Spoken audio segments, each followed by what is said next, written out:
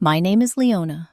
I am 62 years old, and for the past 15 years, the most painful sound I have known has been silence. The silence of my only child. My life in Cedar Ridge is quiet, a small town where everyone knows your business, but no one truly knows your heart. My little house on Maple Street is tidy, each room a testament to a careful, solitary order. My part-time job at Miller's Pharmacy fills the days with gentle predictability, counting pills and ringing up purchases for neighbors whose faces are more familiar than their names. This morning, a gray envelope with official-looking lettering arrived, nestled between a grocery store flyer and an electric bill. My hand trembled, just a little, holding it. I placed it on the scrubbed pine kitchen table, leaving it unopened. A part of me is afraid to hope for anything anymore, afraid that any spark of light will only make the surrounding dark feel deeper. I turned, and my eyes caught the old photograph stuck with a faded magnet to my refrigerator. My son David, grinning with his cap and gown. At 18, my arm around his shoulders, my own smile wide with a future I thought we shared. He is 37 now. I have a grandson I have never held. The split between us was a bitter, slow freeze that became a permanent winter. It all ended because of a man I thought loved me, and the money he took with him when he slipped away in the night. David said I had no self-respect. He said I was weak. Then he left too, taking the last of my heart with him. Before I tell you what was in that envelope and the phone call that shattered my quiet world one evening, I would love to know where you are listening from today. If stories of family loss and unexpected turns speak to you, please take a second to like this video and subscribe.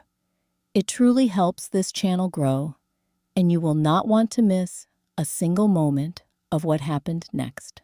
The envelope sat on my kitchen table for 2 full days, a silent, gray accusation. I would pass it while wiping counters or watering the spider plant on the windowsill, my heart giving a little thump against my ribs, a traitorous flutter of possibility. Then I would busy myself with something practical, something safe, making a pot of coffee that would mostly go to waste, washing the single plate and mug from my breakfast, straightening the already straight pillow on the couch, plumping it just so.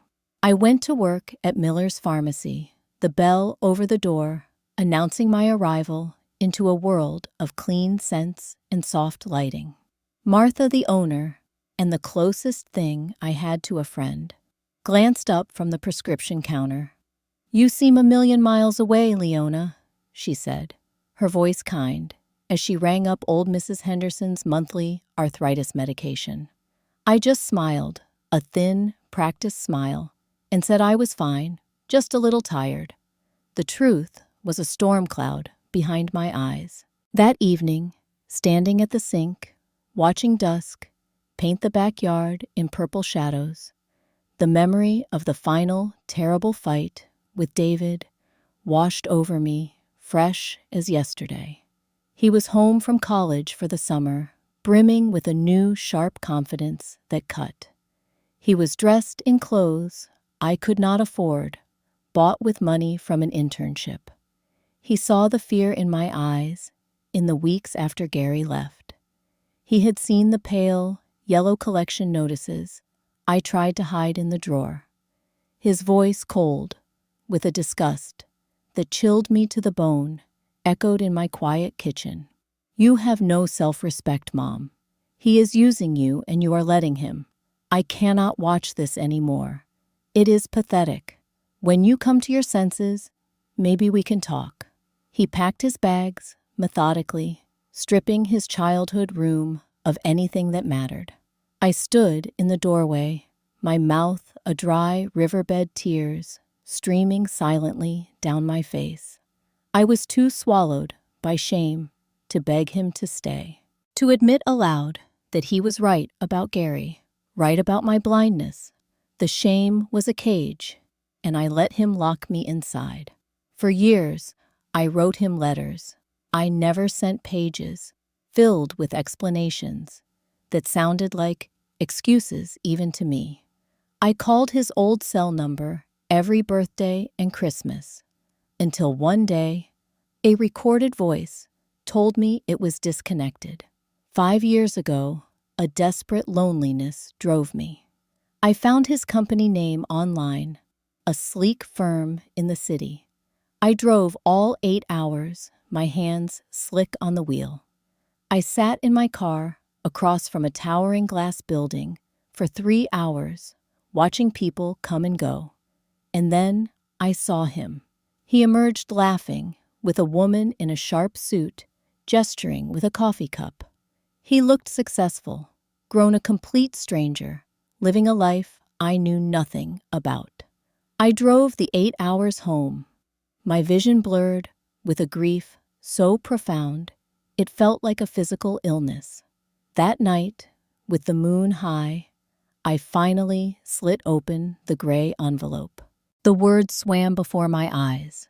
Second-tier prize winner. $1 million to be paid in a lump sum. I did not scream. I did not jump for joy. My knees simply gave out. I slid down the back of the kitchen chair, onto the cool linoleum floor, the paper crinkling in my tight fist, and I cried. Great heaving sobs that had nothing to do with joy, and everything to do with the absolute profound irony of the universe. The money had come 15 years too late to fix the very thing it had helped to break. I did not tell anyone at first, not even Martha. The secret felt like a strange, heavy stone in my pocket. I called the number on the letter the next morning, my voice surprisingly steady. I was connected with a woman named Gloria Evans, a financial advisor who her website said specialized in sudden wealth and legacy planning. She had a calm, no-nonsense voice that reminded me of a capable nurse. We met in her understated office 2 towns over, a space that smelled of coffee and good paper. Her first question, after the handshake, was direct. Leona, do you have anyone pressuring you for this money, family? Old friends coming out of the woodwork. I looked past her, out the window at a gray sky threatening snow. My son has not spoken to me in 15 years, I said.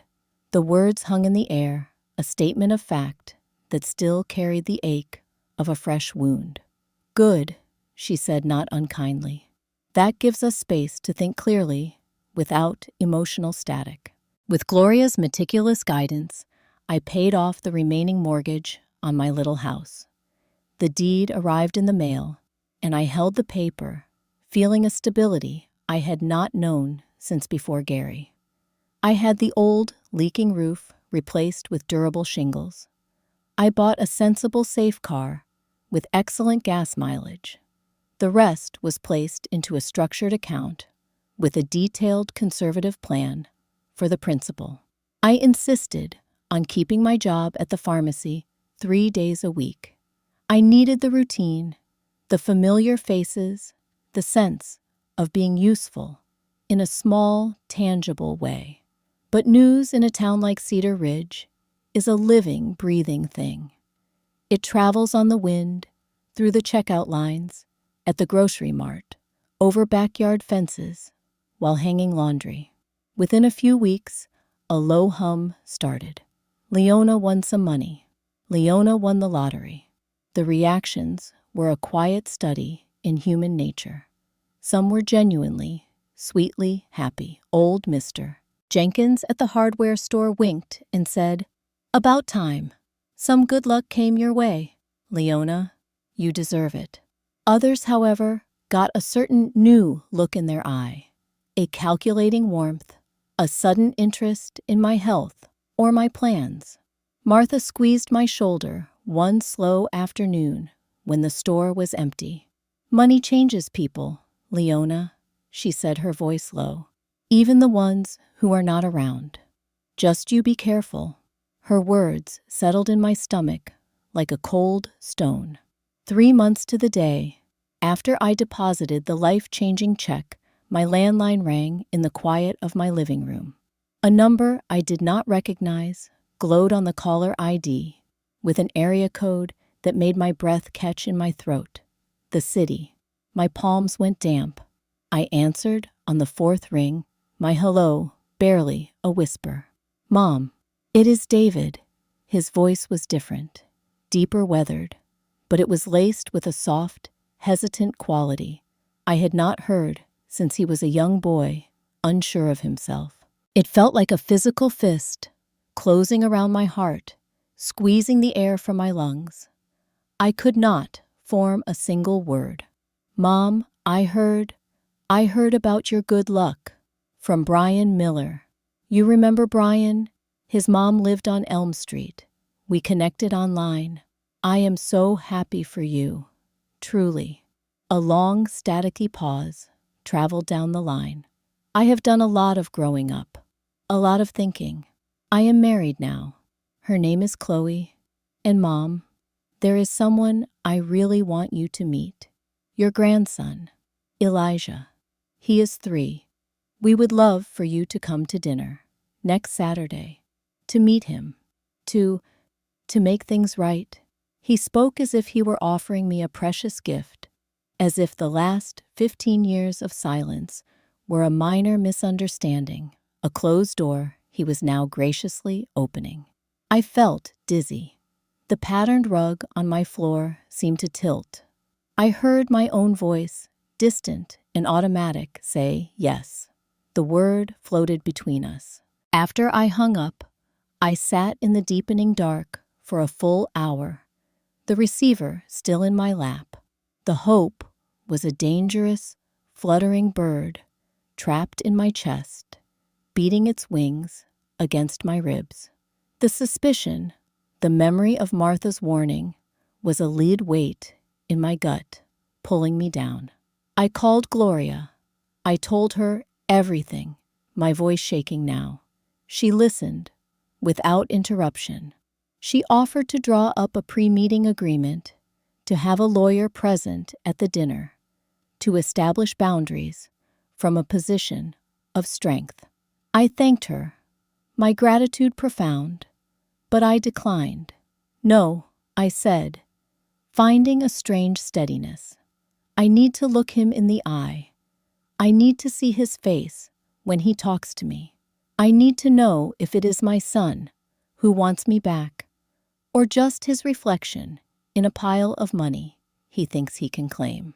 I did not go shopping for an expensive toy or a flashy gift for my grandson. That felt performative wrong.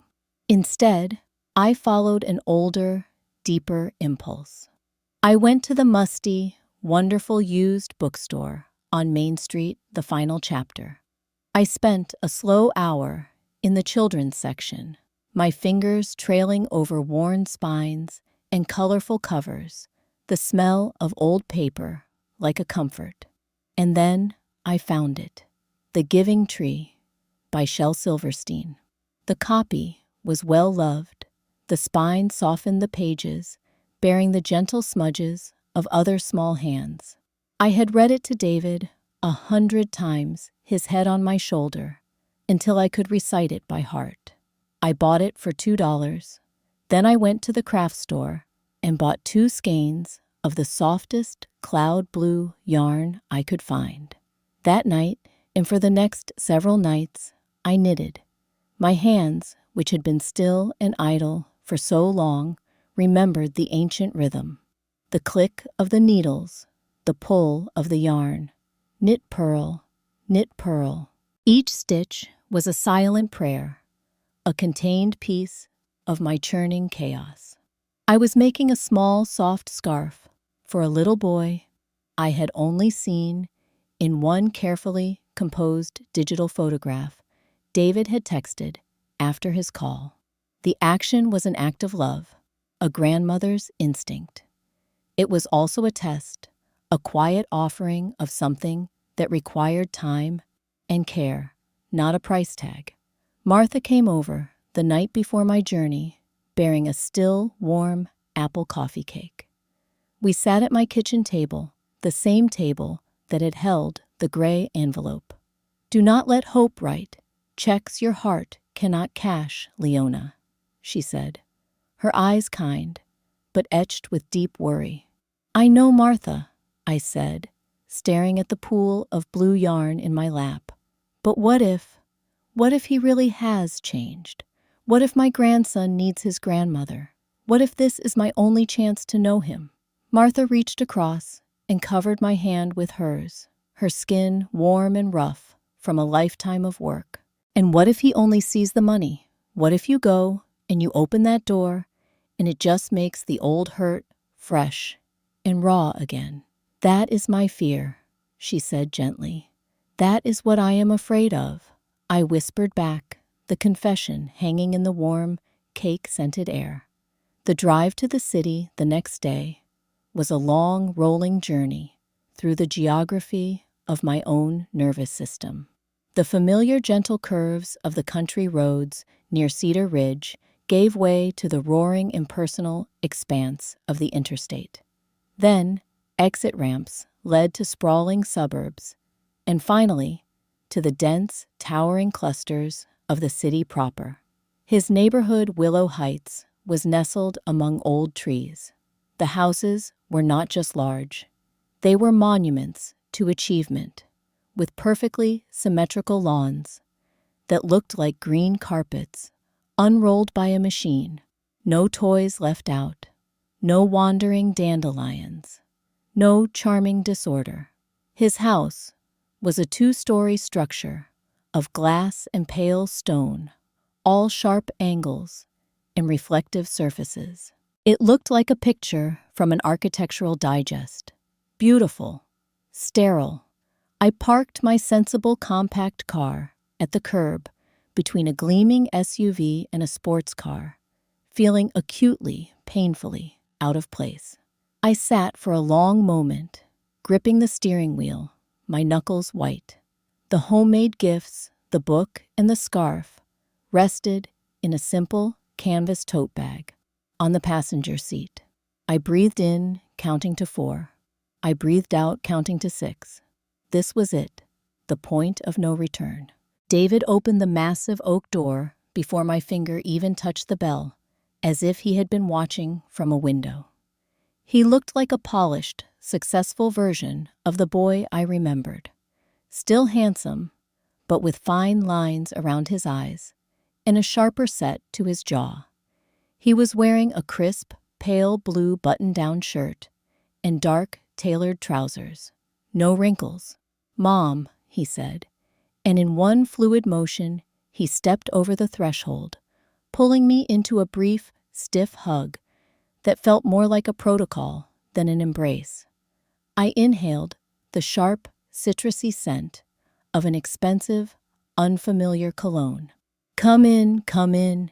It is so good to see you," he said, his voice overly bright. The woman standing a few feet behind him in the vast double-height foyer was slender and elegantly pretty, with sleek blonde hair and a smile that seemed practiced. "Chloe," David said, stepping aside. "This is my mother, Leona." "So wonderful to finally meet you, Leona," Chloe said, extending a delicate hand. Her handshake was brief, her fingers cool. The smile did not quite reach her light blue eyes. "And this," David said, his voice shifting to a softer, performative tone he might use on a client, "is Elijah. Come say hello, buddy." A little boy with a mop of David's childhood curls peeked out from behind Chloe's linen trousers. He was clutching a complex, colorful plastic toy truck. "Hi, sweetheart." I managed my voice, cracking with an emotion I could not name. He stared at me for a second, with huge, serious brown eyes, then buried his face in his mother's leg. The house was stunning and almost painfully clean. The air smelled of lemony polish and something floral. Everything was in shades of white, beige, and gray. A sprawling sectional sofa faced a fireplace that looked like it had never held a real fire. There were abstract paintings on the walls, but no family photos in sight. No clutter, no lived-in comfort. It felt like a model home, a stage set for a life, not a place where a child played and made messes. Dinner was served in a formal dining room on a long table of dark, polished wood. The plates were stark white porcelain, roast chicken with herbs, perfectly steamed asparagus, creamy mashed potatoes. It was delicious, expertly prepared, but it tasted of nothing to me. The conversation was a delicate, awkward dance around any topic of substance. So, Leona. Chloe began sipping her ice water. How is Little Cedar Ridge? I hear it is quite quaint. Oh, it is quiet, I said, pushing a piece of chicken around my plate. The same as always. Everyone knows everyone. David talked at length about his work in commercial real estate, about market fluctuations, about a recent corporate retreat in Colorado. He was performing a monologue for an audience of one, and I was it. His eyes kept flicking to me, assessing my reaction, checking for signs of approval, or perhaps vulnerability. When he mentioned Elijah's preschool, a prestigious, bilingual Montessori program, Chloe smoothly added, "It is quite an investment, of course. But we believe in setting the right foundation from the very beginning." David nodded vigorously, reaching for his wine glass. Exactly. The future is everything. You have to plan. After dessert, a perfect individual berry tart with a lattice crust, David suggested we move to the more comfortable living room. Elijah was on the pristine ivory rug, quietly pushing his truck back and forth in a straight line. My heart was a frantic drum against my breastbone. The moment was here. I reached into my canvas tote bag at my feet. "I have a little something for you, Elijah," I said, trying to keep my voice light. I held out the worn copy of The Giving Tree and the small, soft blue scarf. He looked at them, then up at his mother for permission. Chloe gave a small, tight nod. He approached cautiously and took them. "The book is one I used to read to your daddy when he was your size," I said. He studied the black and white drawing on the cover, then with a child's intuitive logic, carefully wrapped the blue scarf around the neck of his toy truck, tucking the ends in.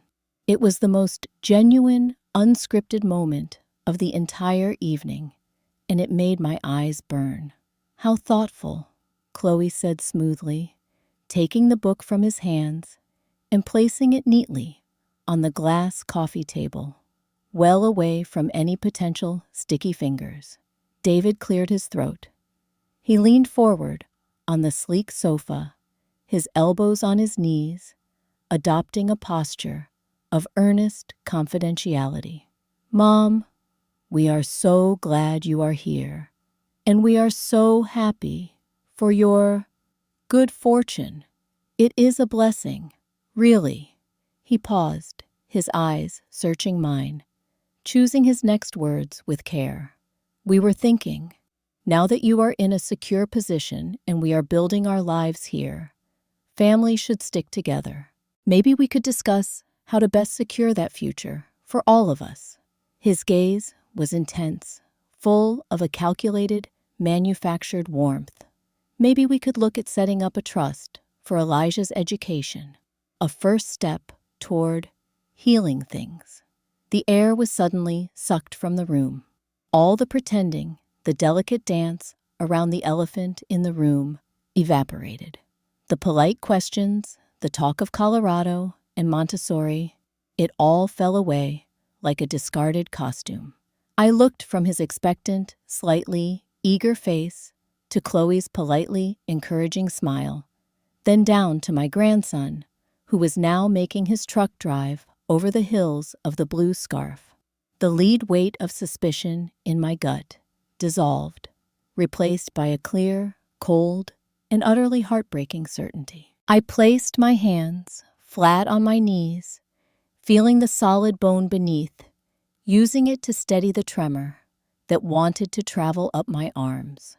I looked directly into my son's eyes, the eyes of the boy I had sung to sleep, and saw only a stranger negotiating a deal. "Is that why I am here, David?" I asked, my voice low but clear in the cavernous room. "For Elijah's future? Or is it for the future you and Chloe have already planned, the one my money can buy?" The silence that followed was immediate and absolute, so thick you could have carved it. Chloe's pleasant mask slipped, revealing a flash of startled annoyance before she composed herself. David's face flushed, a deep mottled red, creeping up from his collar. "Mom, that is not what this is about at all," he spluttered, his voice rising an octave. "I did come prepared, David," I said, interrupting him, my voice calm, far calmer than the storm raging inside me, but not with a checkbook. I reached into my tote bag one final time and pulled out a thick, legal-sized envelope of cream-colored paper. I placed it carefully on the glass coffee table right next to the forgotten children's book. "This is a copy of the trust I had my lawyer establish last month, the Leona Marie Grant Foundation. It is already legally binding and fully funded. Every single dollar of that lottery money is in it."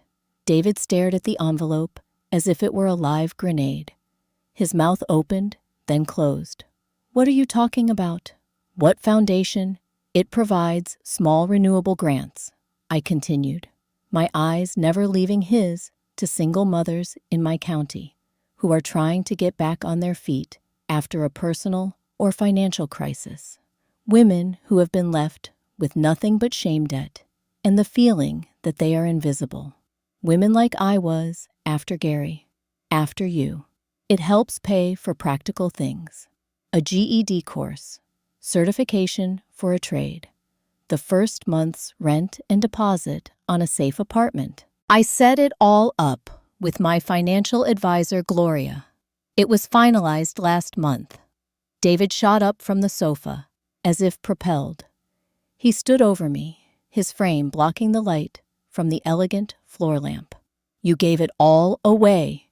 His voice was a low, incredulous roar. To strangers, he jabbed a finger toward the window, toward the world outside his perfect neighborhood. "What about your own family? What about your responsibility to me, to your grandson?" The mask was gone, shattered on the marble floor. Raw, entitled, furious anger glared back at me, unmasked and ugly. There it was, the final, unvarnished truth I had traveled here to find. "You stopped being my family 15 years ago, David," I said, standing slowly to face him. My legs felt watery, but they held. "You made that choice. You drew a line in the sand and walked over it without a backward glance. You saw me as a problem to be managed, then a source of embarrassment. And now, all these years later, you see me as an ATM to be tapped, a resource, not a mother." I looked past his heaving shoulders to little Elijah, who had stopped playing and was watching us with wide, confused eyes, his lower lip trembling. My heart splintered into 1,000 pieces. "Be well, little one," I whispered toward him, pouring every ounce of my thwarted grandmother's love into those 3 words. Then I turned and walked toward the grand, heavy front door. David's voice followed me, sharp and venomous, shattering the last illusion. "You are a selfish old woman. After everything I have built, everything I have achieved on my own, you throw money at street trash. I will fight this. You are not in your right mind. I will have that foundation overturned. I stopped on the polished stone threshold, the cool evening air, a shock against my heated skin. I did not turn around. I could not bear to see his face again. The lawyer who helped me establish it is Gloria Evans. Her card is inside the envelope. Any and all further communication regarding me or my affairs can go through her. Do not call me again. Do not contact me. I walked out, pulled the massive door shut with a soft but definitive click, and left my son, his beautiful wife, and my bewildered grandson in their silent, perfect museum of a house. I knew with a certainty that was both terrible and peaceful that I would never see any of them again. I do not remember much of the drive home for the first hour. I was operating on a kind of numb, high-alert autopilot, my senses hyper-aware of the road, but my mind a blank white noise. Then, somewhere on the dark, unlit stretch of state highway that marked the true boundary between his world and mine, the emotional dam broke. A wave of nausea and dizziness hit me so hard I had to swerve onto the gravel shoulder of a deserted country road. I turned off the engine, and in the sudden, profound quiet, broken only by the ticking of the cooling engine, the sobs came. They were not gentle tears. They were huge, wrenching gasps that tore from my chest, ragged and ugly. I cried for the little boy who had loved that book, who had built forts with couch cushions. I cried for the teenager whose soccer games I cheered at until my voice was hoarse. I cried for the young man who left for college with such bright promise, and for the stranger who walked away and never looked back. And now I cried for this newest loss, the death of the desperate, foolish hope I had let myself nurse for 1 week. It was a grief more profound than the first, because it was a death with full knowledge. There were no more illusions to cushion the blow. When the storm finally subsided, leaving me hollowed out and shaking, I fumbled for my phone. The first call was to Martha. I just said, "Martha, it is Leona. I am coming home." Her response was immediate, no questions asked. "I will put the kettle on." The second call was to Gloria Evans, even though it was late. "It is done," I said, my voice a hoarse scrape. He showed his hand, exactly as we feared. "Good," Gloria said, her tone firm and unsurprised, a lifeline of professionalism in my emotional chaos. "The foundation is ironclad. The paperwork is flawless. He has no legal recourse, not a leg to stand on. You did the right thing, Leona. Now go home and sleep. We will talk tomorrow." The next few days were a blur of muted activity and overwhelming fatigue. I went back to work at the pharmacy. The routine of counting pills, labeling bottles, and chatting with Mrs. Henderson about her roses was an anchor, a tether to a normalcy I desperately needed. The news of what I had really done with the money, a simplified version of it anyway, trickled through Cedar Ridge like spring thaw. I did not confirm or deny the details. Let them talk. Some people, when they heard, thought I was a saint, a modern-day female Robin Hood. Others shook their heads and thought I was a fool, an old woman who let sentiment overrule sense. I did not feel like either. I felt scraped raw and terribly, deeply sad. But also, for the first time in a very long time, clean. Empty, yes, but clean. As if a festering wound had finally been lanced and drained. A month later, Gloria asked if I would like to sit on the informal selection committee for the Foundation's first official round of grants. I agreed tentatively at first. The application packets started arriving at Gloria's office, and she would bring a stack to my house. I would make tea and read them at my kitchen table, the same table where this whole journey had begun. The stories were written in a dozen different handwritings, on lined paper, typed on computers, scrawled on the backs of old forms. Stories of leaving abusive partners, of losing jobs, to illness, of starting over at 40 or 50, with nothing but fear and a flicker of determination. I saw my own story reflected back at me in their words, my own shame, my own desperation. Reading them was a painful, cathartic immersion. One afternoon, I received a plain white card in the mail with a first-class stamp. The handwriting was neat, unfamiliar. Dear Ms. Leona, it read, my name is Anya. I received a grant from your foundation this month. It is paying for my certified nursing assistant course at the community college. I start classes next week. My little girl starts at a better daycare because of the childcare stipend. You have given me more than money. You have given me a second chance and the courage to believe in one. I will not waste it. Thank you from the bottom of my heart. I held that card, the simple paper, thick between my fingers, and I cried again. But these tears were different. They were not tears of loss or bitterness. They were tears of connection, of purpose, of a strange, painful circle being completed. I walked to the refrigerator and placed the card right next to the old faded photograph of David and me using the same magnet, the past and the present side by side. A year has passed now.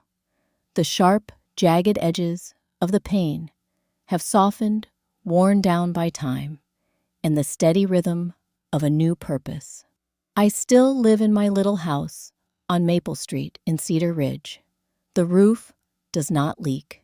The rooms are still tidy, but now they are often filled with the low murmur of conversation. I still work 2 or 3 days a week at Miller's Pharmacy. Martha and I have a standing lunch date every Sunday, sometimes at the diner, sometimes at her house. The Leona Marie Grant Foundation has helped its 23rd woman as of last week. I meet with Gloria once a month in her office, now as a formal advisor, to review new applications and discuss the progress of current grant recipients. The work is quiet paperwork heavy, and it means more to me than I can ever express. Sometimes, one of the women the foundation has helped will come by my house for tea if she lives nearby. They are shy at first. Then the stories pour out. My living room, once so silent, it echoed, now sometimes holds their voices, their fears, their small, hard-won victories over bills paid or a test passed. I listen. It is the greatest gift I have to give. I think of David often. I think of Elijah every single day, wondering what new word he has learned, what his laugh sounds like. The ache for them. Is there a familiar hollow space under my ribs? But it is my hollow space now. I do not fill it with shame or regret anymore. I have filled it with something else, something solid and real that grows. I learned that sometimes the most radical and difficult act of love is not the forgiveness that is demanded of you, but the boundary you finally painfully learn to set and hold. You can mourn the child you lost. You can cherish his memory while steadfastly refusing to be used, manipulated, or disrespected by the man he chose to become. Real peace, the kind that seeps into your bones on a quiet morning, does not come from someone else's belated apology or their conditional presence in your life. It does not come from a jackpot win. It comes from the slow, deliberate work of building something meaningful from the rubble of your own heart. It comes from the profound knowledge earned through tears and solitude, that your worth was never, ever stored in your wallet or reflected in anyone else's approval, not even your child's. The photograph of David as a bright-eyed boy is still on my fridge, held by that same faded magnet. I look at it sometimes when I reach for the milk. I feel a sad, quiet, enduring love for the memory, for the ghost of the boy he was. Not a desperate, hungry hope for a future that was never meant to be. I do not know if he will ever truly understand why I did what I did. I do not know if he ever thinks of me with anything but anger. And maybe after all this time, after all this silence and pain, I am finally learning the hardest lesson of all. I do not need him to understand. My peace does not require his comprehension. The silence in my house is not a loud, accusing scream anymore. It is just quiet, a gentle, ordinary quiet. And in that quiet, I have slowly, painstakingly found a life that is authentically, completely my own. If this story touched a place in your heart, if you have ever faced the impossible choice between keeping the peace with family and keeping the peace within your own soul, I would be so honored if you shared your own thought or experience in a comment below. Let us have a real conversation about healing, about tough love, about finding our footing when the ground falls away. If you found a measure of strength or solace in this journey, please give this video a like to let me know it resonated with you. If you would like to join me for more stories about finding light after long darkness, about rebuilding from the broken pieces, consider subscribing to this channel and sharing this story with someone in your life who might need to hear this message today. Thank you from the bottom of my heart for listening. Thank you for being here, for bearing witness. And remember, no matter where you are in your own story, no matter how broken the path seems, your next chapter is always, always yours to write. Be gentle with yourselves. You are worth that kindness.